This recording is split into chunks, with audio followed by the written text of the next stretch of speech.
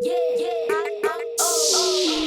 Assalamualaikum semua, apa khabar? Terima kasih kerana bersama dengan Project Solo dan bertemu lagi di channel Project Solo. Jadi hari ini cerita dia memang sangat pedih lah nak cakap kan. Sebenarnya apa yang berlaku ke atas pelumba negara kita, iaitu Hafiz Syahrin yang baru saja menamatkan qualifying dengan kedudukan ke-30 hari ini. Apa nak jadi, tak tahulah kan. Kita tak tahu nak cakap apakah sebenarnya yang berlaku kepada hero negara kita ni kan. Dan kalau kita lihat di sesi FP1 hinggalah ke FP3, semuanya serba-serbi tak menjadi kan. Kalau kita lihat di FP1 terdapat kerosakan kepada elektronik, dan FP2 dan ketika cuaca trek basah dengan kedudukan yang tidak memberansangkan, dan FP3 juga berada di kedudukan terakhir. Jadi apakah masalah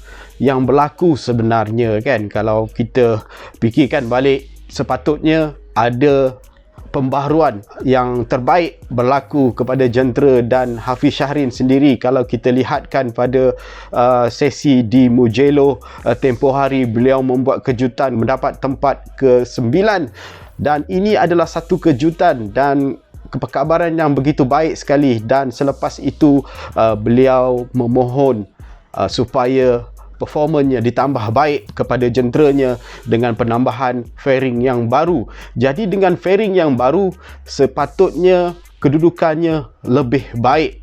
Itulah yang dijangkakan sepatutnya. Dan kalau kita lihat di sectioning dan sebelum tu di Catalunya, tidak membuahkan hasil. Sekadar mendapat tempat yang ke-20 di Catalunya, dan di sectioning tidak mengutip sebarang mata, dan harapan pasukan dengan qualifying tu pun tak lepas. Jadi apakah yang patut mereka lakukan? Semuanya serba-serbi tak menjadi, dan sehinggalah hari ini di sesi qualifying terpaksa kita lihat kedudukan Hafiz yang ke-30. Dari sehari ke sehari kita lihat, kita ikuti rapat perjuangan Hafiz Syahrin ni menampakkan terus terang aku cakap makin menurun sedikit. Sepatutnya ada peningkatan, betul tak? Disebabkan penggunaan fairing yang baru sepatutnya. Dan kalau kita lihat saingan-saingan beliau dari segi performance jentera, semuanya memang ada kelainan lah dari segi performance. Dan kalau kita lihat, kalau nak diukurkan dengan jentera Hafiz Syahrin, jadi memang ada pembaharuan dari segi aerodinamik. Sepatutnya pembaharuan aerodinamik ni lah yang membuatkan performance lebih lancar, lebih jitu Dan kalau kita lihat dari segi kalau kita tengok top speed, semua jentera semua average je. Tapi yang kelebihannya, kalau kita contoh tengok Remy Gardner sajalah kan, dari segi performance dia, cara dia menunggang, cuma ada lebih sedikit lah kepada jentera dia yang begitu aerodinamik di selekoh Jadi semua peluang mengambil masa yang terbaik melalui selekoh, sama juga seperti pelumba negara kita Hafiz Syahrin mengharapkan aerodinamik yang terbaik. Jadi pada pandangan aku, itulah punca-punca di mana terdapat kekurangan yang berlaku di litar Jadi harapan kita ada improvement dari segi performance jentera dan Hafiz sendiri di mana kesaksian apabila perubahan yang berlaku pada jentera dengan fairing yang baru tidak mendapat blend yang begitu baik semasa di atas track Jadi itulah secara peribadinya lah untuk yang aku nampak lah kan.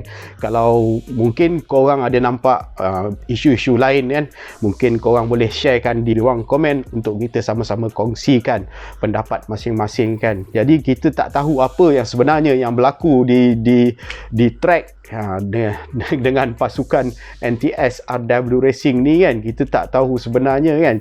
Kita semua dapat tahu keputusan dan apa yang kita lihat di kaca TV, dan di kaca TV pun kita tak dapat melihat performance Hafiz 100%, cuma berdasarkan kepada maklumat statistik yang mereka keluarkan sahaja ya. Jadi yang sebenarnya apa yang berlaku memang kita tak dapat nak tahu apa yang berlaku sebenarnya. Jadi walau bagaimanapun kedudukan petak ke-30, harapan kita esok akan ada keajaiban sekurang-kurangnya. Menamatkan perlombaan pun dah cukup alhamdulillah lah ya. Jadi kalau dia dapat point lagi cantik lah kan, lagi miracle lah kan. Jadi apa pun, good luck Hafiz Syahrin untuk esok, dan insya-Allah kita doakan sama-sama benda yang terbaik untuk Hafiz Syahrin di Lita TTS perlombaan esok ya. InsyaAllah aku rasa sampai di sini dulu untuk video kali ini, dan terima kasih kerana menonton. Dan kawan-kawan yang mana baru masuk channel Project Solo, korang boleh tekan subscribe, tekan loceng, jangan lupa untuk dapatkan notification video-video terkini Project Solo. Jadi aku rasa sampai di sini dulu untuk video kali ini. InsyaAllah kita akan jumpa di esok. Kalau ada masa kita akan jumpa untuk review selepas perlombaan di Litar TTS Belanda esok. Jadi semoga mendapat keputusan yang terbaik esok, insyaAllah. Kita jumpa lagi. Assalamualaikum. Bye-bye. Project Solo.